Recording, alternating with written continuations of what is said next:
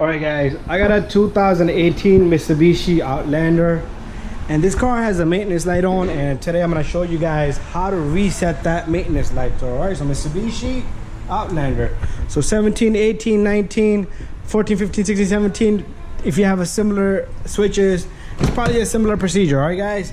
But anyways, let's get in the car. Let's see what's going on here first, alright?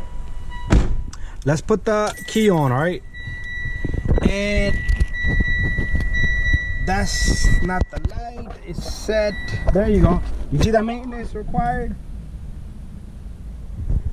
We're gonna reset that, alright, today. So what we're gonna do is, alright, so what I'm gonna do here is I'm gonna put the key off.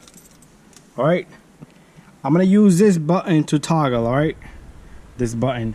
So let's say you're in a trip A. Let me maneuver my light around a little bit. But let's say you was at trip A. All you're gonna do is you're gonna push this button till you come to the wrench and it has a line, dotted line, all right, just like that. All right, so what I'm gonna do next is the key is still off.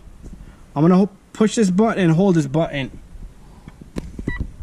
See that wrench flashes? Once that wrench flashes, I'm gonna push this one more time. Just tapped it and it says clear. Simple as that, guys. And the maintenance lights had went back to 12,000 miles in 3 months. All right, so that's how simple it is. Not a big deal, and you don't have to struggle too much. All right, so once you do the oil change, reset this light. All right guys, so if you guys have the similar Mitsubishi, that's how you're gonna do it. All right guys, thank you for watching, and don't forget to subscribe, share, and like all of my videos. Bye bye.